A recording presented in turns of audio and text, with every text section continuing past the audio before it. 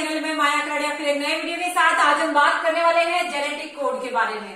तो बेटा genetic code क्या होता है, वंशागति का आणविक आधार पार्ट 9 में जेनेटिक कोड के विषय में आज मैं आपको इस वीडियो में बताने वाली हूँ। तो बिल्कुल ध्यान से आपको सुनना है। डीएनए से एमआरएनए का फॉर्मेशन पिछले वीडियो में आपने ट्रांसक्रिप्शन की प्रोसेस में पढ़ा था। अब देखिए एमआरएनए से ट्रांसलेशन की प्रोसेस के द्वारा, अनुवादन की प्रक्रिया के द्वारा प्रोटीन फॉर्मेशन होता है। प्रोटीन फॉर्मेशन की जो प्रोसेस है ट्रांसलेशन, वो हम अगले वीडियो में पढ़ेंगे। आज इस वीडियो में हम जेनेटिक कोड के बारे में पढ़ेंगे। एमआरएनए से प्रोटीन का फॉर्मेशन जो कोशिका द्रव्य में होता है अनुवादन के द्वारा, हम अगले वीडियो में पढ़ेंगे। 20 प्रकार के एमिनो अम्ल, 20 प्रकार के एमिनो अम्ल शरीर में जीवों के कोशिकाओं में पाए जाते हैं। अब 20 प्रकार के एमिनो अम्लों की बात करें तो हम नाइट्रोजनिक क्षारक जो होते हैं, जो डीएनए होता है इस तरह से डबल स्ट्रैंडेड डीएनए, इस डबल स्ट्रैंडेड डीएनए के जो न्यूक्लियोटाइड चेन है, इस न्यूक्लियोटाइड चेन के द्वारा पूरक श्रृंखला का निर्माण होकर के एमआरएनए का फॉर्मेशन हुआ।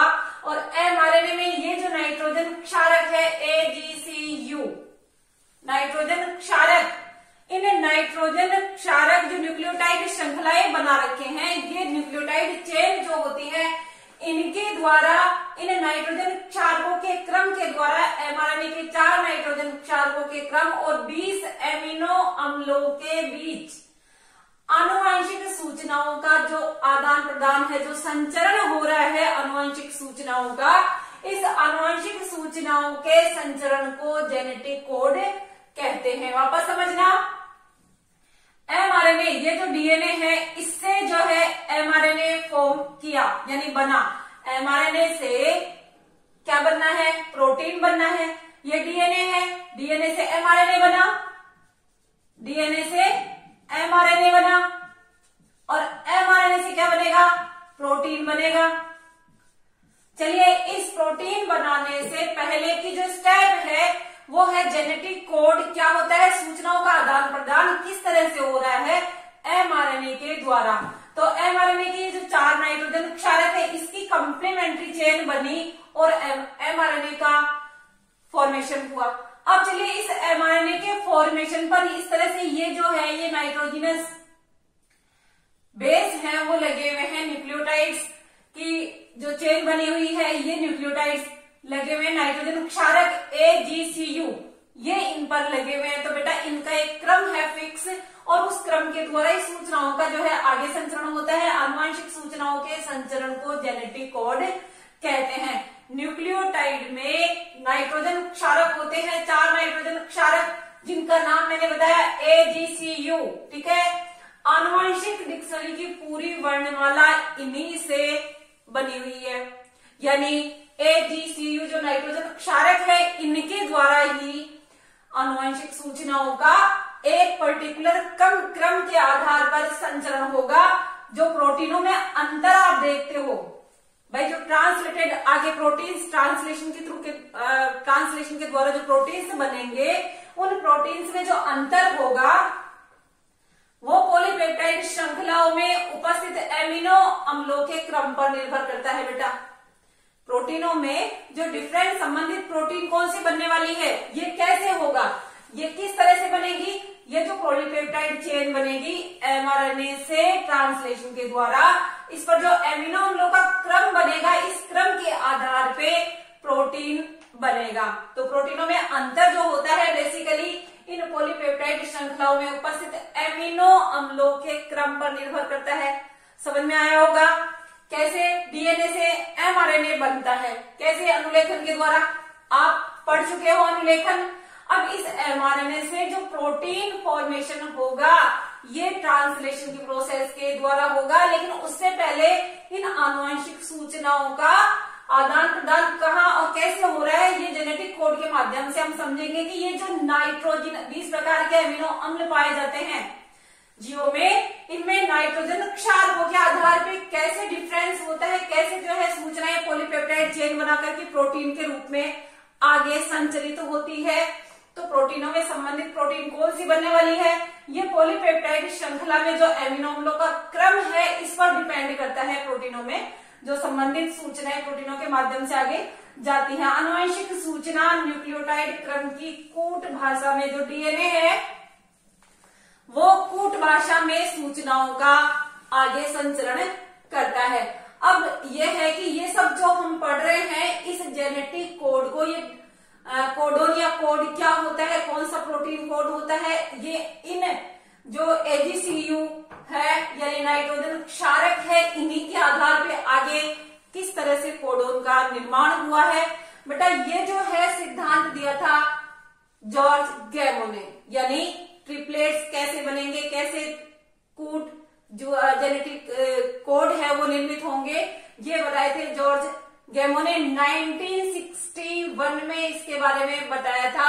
और इसकी पुष्टि करने वाले वैज्ञानिक थे खुराना, नीरेनबर्ग और ओकावा। इन तीनों वैज्ञानिकों ने इस सिद्धांत की पुष्टि की कि ये जो एजीसीयू जो नाइट्रोजन क्षारक है वो किस तरह से ट्रिपलेट्स के रूप में होते हैं और कैसे जेनेटिक कोड बनता है जो कि आनुवंशिक सूचनाओं का संचरण या ट्रांसमिशन करता है।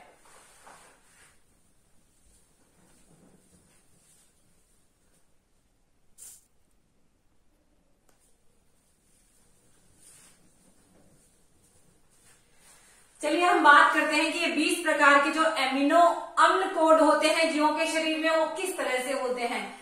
20 एमिनो अम्लों को कोड करेंगे कौन?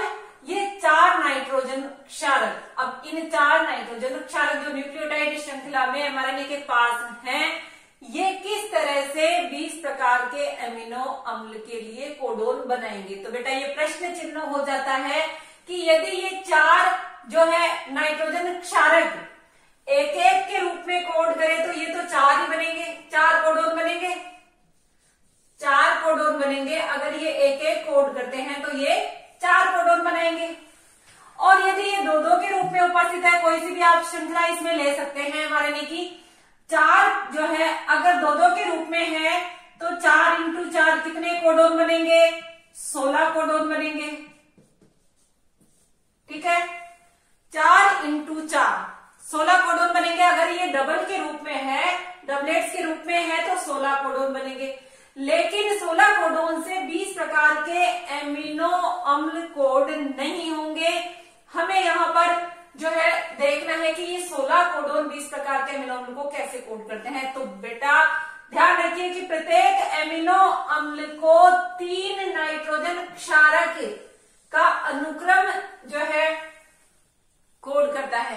प्रत्येक एमिनो अम्ल को 3 नाइट्रोजन क्षारकों का अनुक्रम, और वो अनुक्रम हो सकता है UGA या AAU जो भी है। इस तरह से 3 नाइट्रोजन क्षारकों का अनुक्रम जो है प्रत्येक एमिनो अम्ल को कोड करता है। ये किसने बताया था?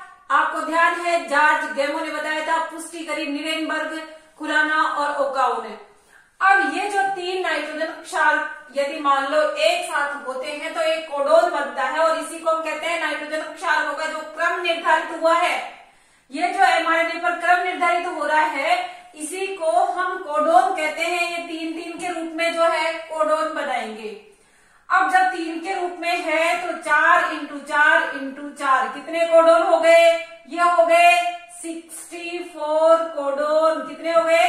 64 कोडोन, जो कि 20 प्रकार के एमिनो एसिड्स को कोड करते हैं। समझ में आ गया? 20 प्रकार के एमिनो एसिड्स को ट्रिपलेट्स के रूप में उपस्थित है, त्रिक के रूप में उपस्थित है। और ये जो त्रिक है एमिनो अम्ल को कोड करने के लिए नाइट्रोजन क्षारकों का, इन्हीं को कोडोन कहते हैं।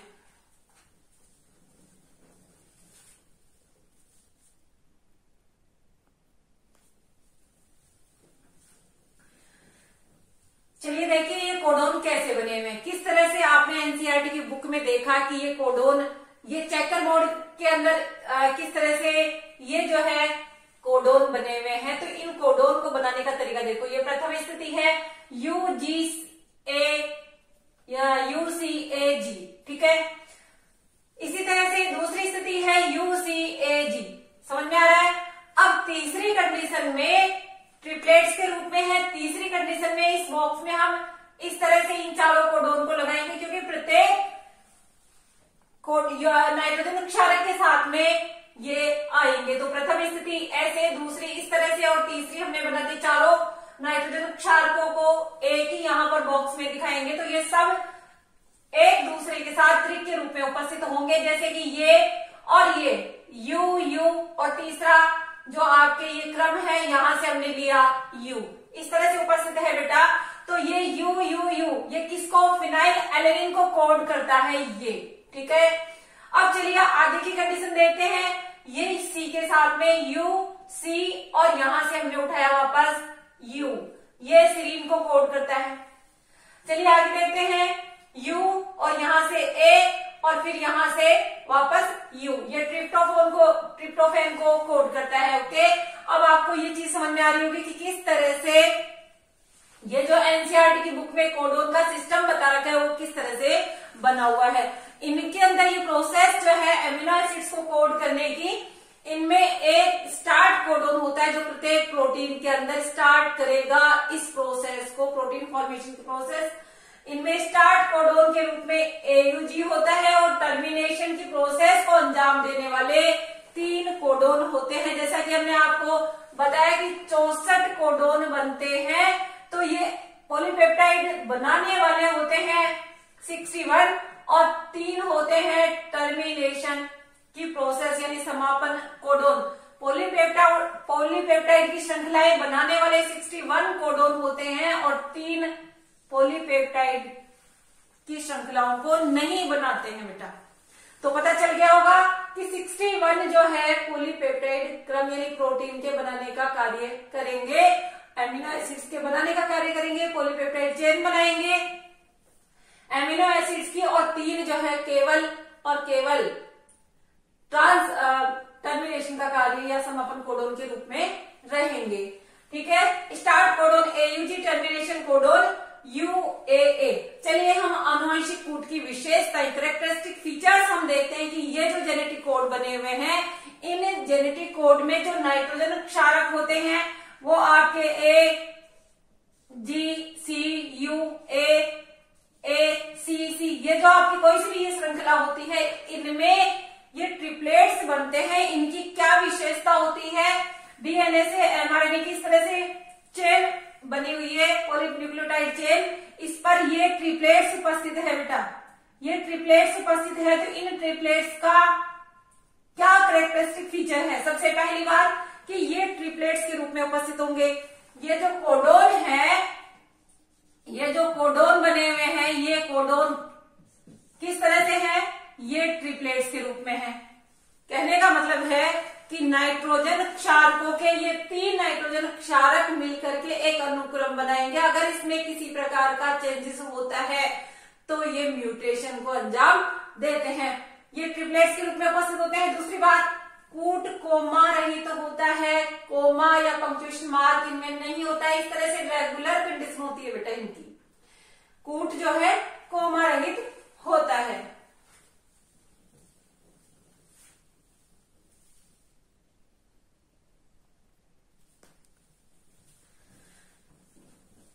चलिए अगली विशेषता हम देखते हैं कि कूट असंदिग्ध होता है, यानी कि नॉन एम्बिगुअस।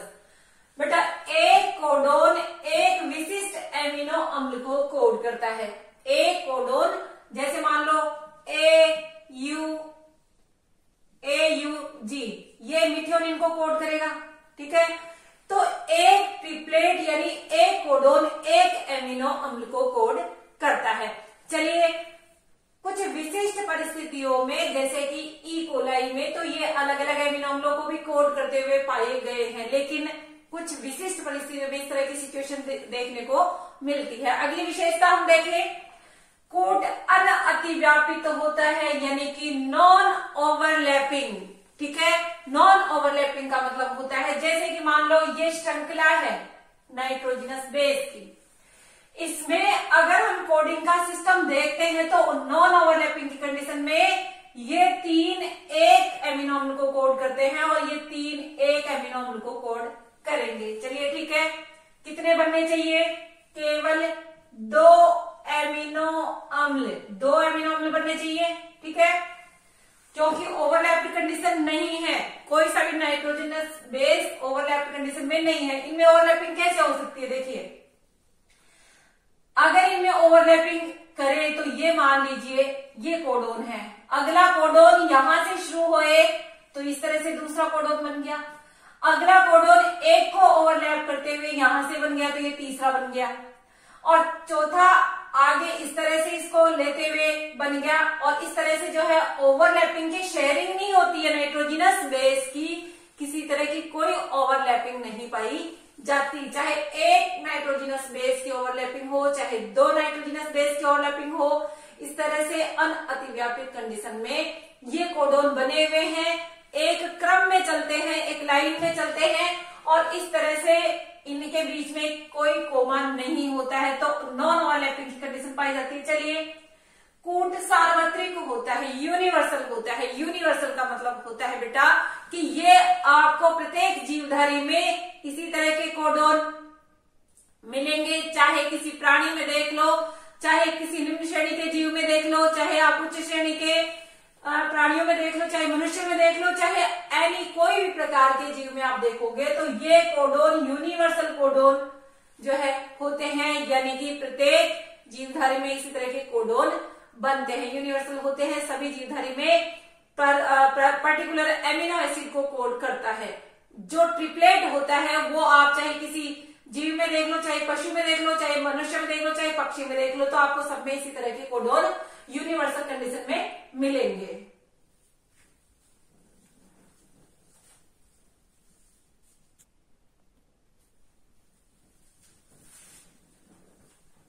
चलिए अगला फीचर देखते हैं कि कूट अपहासित होता है, डिजनरेट प्रणाली होती है, सिस्टम होता है बेटा। ट्रिप्टोफेन और मिथियोनिन इस प्रकार के एमिनो अम्ल है जिनमें केवल एक एक कोडोन उपस्थित है। इसके अलावा जो अन्य सभी एमिनो अम्ल है उसमें दो या दो से अधिक ट्रिपलेट्स पाए जाते हैं या त्रिकोडोन उपस्थित होते हैं। अगली विशेषता है पठन की दिशा, रीडिंग फ्रेम कौन सा होता है। आपने डीएनए की स्ट्रक्चर पढ़ी है और डीएनए से बना है एमआरएनए। एमआरएनए जो फॉर्मेशन हुआ है 5 से 3 प्राइम की तरफ, तो अब पठन की दिशा यानी कि इनके ऊपर ये जो ट्रिपलेट्स पाए जाते हैं इनकी पठन की दिशा, इनका रीडिंग फ्रेम होता है 5 प्राइम से 3 प्राइम की तरफ। अब जो है इनिशिएशन कोडोन यानी आरंभन कोडोन क्या होता है, सुन लीजिए, फिर से ध्यान से सुनना। ये मैंने आपको बताया था कि AUG श्रृंखला जो बनती है अमीनो एसिड्स की, ये जो है इसमें स्टार्ट कोडोन होता है AUG जो कि शुरुआत करता है, पॉलीपेप्टाइड चेन बनाने की शुरुआत होता है AUG से। और ये AUG जब पॉलीपेप्टाइड की प्रत्येक चेन AUG से स्टार्ट होती है तो प्रत्येक प्रोटीन का स्टार्टिंग AUG से होगा। समझ में आ रही होगी बात आपके। इसी तरह से जब पॉलीपेप्टाइड क्रम पूरा बन चुका होता है, इस प्रोसेस पॉलीपेप्टाइड चेन बनने की प्रोसेस को रोकना होता है, तो इनिशिएशन कोडोन के बाद चेन बन गई, टर्मिनेशन होता है। और ये जो है UAA, UAG और UGA ये टर्मिनेटर्स है, ये समापन कोडोन है बेटा, जो कि इस पॉलीपेप्टाइड चेन को बनाने के बाद इस प्रोसेस को टर्मिनेट करते हैं। तो उम्मीद करती हूँ कि आपके बहुत अच्छे से समझ में आया होगा। कमेंट सेक्शन में कमेंट करके बताएं कि आपको ये समझ में आया, कोई भी और आगे जो है आपकी क्वेरीज हैं आप क्लियर करें। चैनल को सब्सक्राइब नहीं किया है तो चैनल को सब्सक्राइब कर दे, लाइक करें। Okay guys, thanks for watching.